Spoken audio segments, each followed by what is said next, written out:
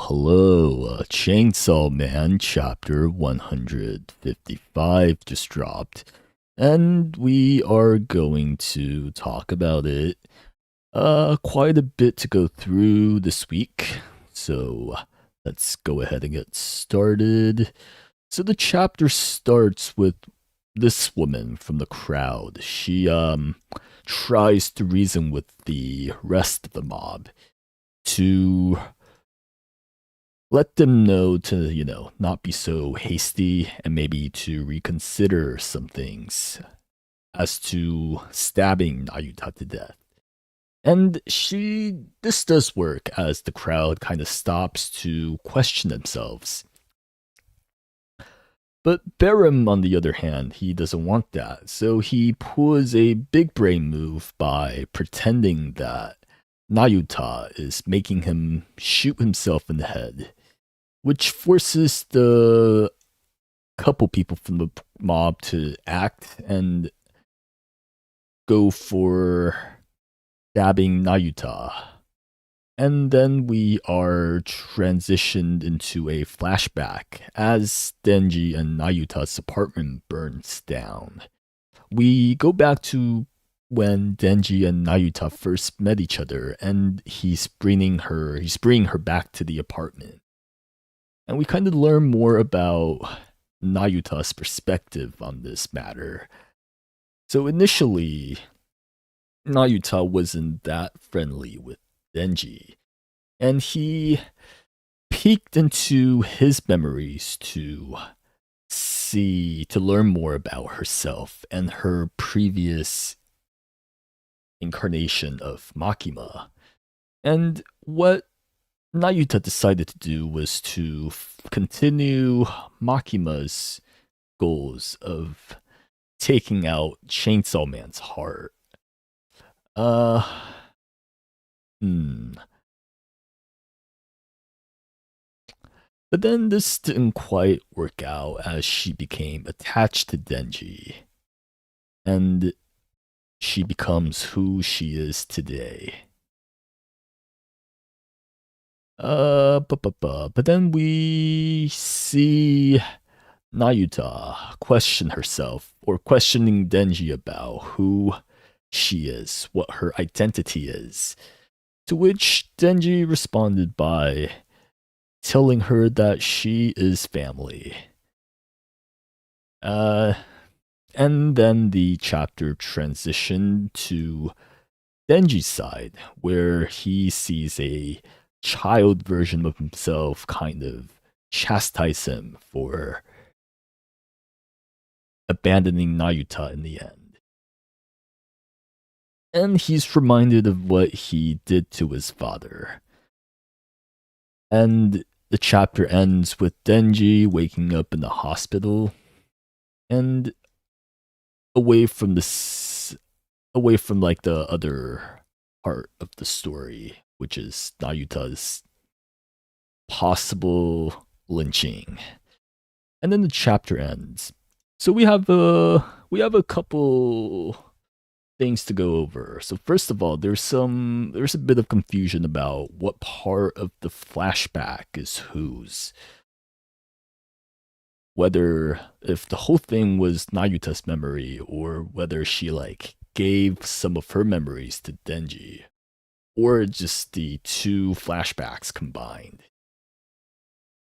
And the answer to that is probably just Nayuta's until, well, probably like the combination of a bit of the two, because there's a bit of a sneaky transition that Fujimoto did. Somewhere in the chapter, from I think around when Nayuta and Denji were walking the dogs, the perspective shifted from Nayuta's to Denji's. I think it's around exactly here where you see like them running across this tree, and then this tree becomes blurry, which transitioned to Denji speaking to Nayuta in bed. So it's from like a stylistic narrative choice. From it's probably like this moment that we see things from Denji's perspective, which is also his dream as he's been knocked out. So it's like a bit of a. I would even say, like, at this point, it's technically no longer a flashback, but like Denji's dream sequence.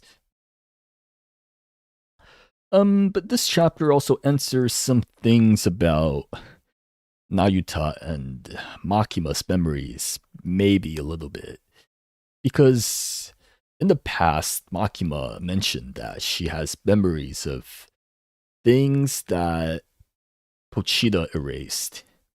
And this chapter, we see Nayuta access Denji's memories of Nayuta by reading Denji's memories through her chains. So it's possible that Makima kind of used her chains on other devils that would have memories of Pochita and the things that Pochita's eaten. And that's how she accessed her previous personality's memories. Potentially, it's not confirmed or anything, but this is maybe an explanation for how she still has memories of things that she really shouldn't. But moving on, we have the theme of identities, and it's not really just like wanting to be someone. It's a little deeper than that. It's more about being able to sacrifice who you want to be for your loved ones. Because we see Nayuta, where we learn that Nayuta wanted to continue the legacy of Makima at first. But then she abandoned all that to be with Denji. And on the other hand, Denji, he wants to be Chainsaw Man. But then he supposedly was going to sacrifice all of that for Nayuta to keep her safe and not killed by, public safety sector who threatened him with Nayuta's safety. But he ended up not doing that, so he feels another level of guilt on top of everything else he's already experienced. So this is kind of an idea of struggling with like what your past and future would be. But the only real solution is that the now is important. And to like just be content with what you have now, I think is the possible message of this whole arc. I'm trying to think of like a wise way of saying that, but my brain ain't that big, unfortunately. But moving on to what could happen to Nayuta, I think it's kind of straightforward in terms of possibilities. Either she just freaking died, she just got killed. It's a possibility, but I don't think it's that likely because if she does die, I think Fujimoto would have shown that.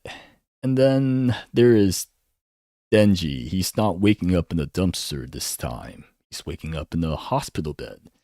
So this could be a sign that she's not dead. Like if this was most other series, she's like, I would say she's like 100% fine. Like if this was like One Piece or whatever, right? I would say she just found a way to survive off screen. But this isn't. But even then, I'm not too convinced that she's dead. So option B is that she's alive but injured and probably captured. Cause from like the beginning of this whole confrontation, my thoughts were that Barum was going to kidnap her and hold her as a hostage in some way. And that could still happen. So that's what I think is most likely to happen. C, she's, like I said before, she's like off screen, completely unharmed somehow. maybe she's saved by Yoshida or someone off screen. I don't think that's very likely either. I don't think that's how Fujimoto writes most of the time. Because if this whole thing has no consequences, it would just feel kind of a lot less impactful when we go back and look at it. So I don't think C is likely at all. And then D is that Nayuta, she axes some of her powers that Makima had and just killed everyone on sight. I would say that's the second most likely scenario, but it's not. I don't know if Fujimoto's gonna do that. We'll see. So I would say Nayuta being alive and then being kidnapped is the most possible scenario for me, but we'll see what happens. So here are some of the editor's comments in the beginning and the end of the chapter. For some reason, the official translation, they don't include those. They don't always add the most to the story, but they could kind of give you a feel of where the chapter is going.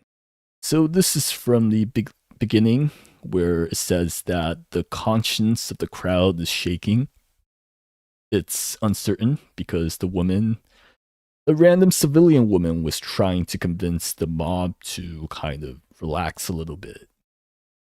And the end of the chapter says, the memory of Denji's sins are inescapable because he once again thought of him killing his father. So, yeah, pretty self-explanatory. Doesn't add too much, but I would really appreciate if the official scans, included those. But it's not really a big deal. And the next chapter comes out in 2 weeks. So we are kind of working on a bi-weekly schedule at this point for Chainsaw Man. But yeah, that's about the end. Let's see. Will Nayuta destroy Denji's happiness? The previous chapter, we see her inner thoughts, and it's pretty positive towards Denji. Maybe Fujimoto is cooking nurture versus nature. Yeah, that's definitely a recurring theme for Makima and Nayuta's development. I think even in the end of part 1, it's I think Shiba dropped a line about something about that Nayuta would turn out to be exactly like Makima if the public safety got their hands on her.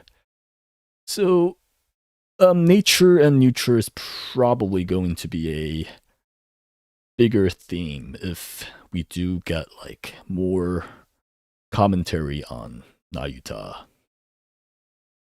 Will Nayuta die off screen? Yeah, probably not. Is this pre-recorded? Nah. I just have the slideshow ready. I just haven't been reading comments because I usually don't get a lot. But yeah, that's about the end of the chapter. I'll see y'all in about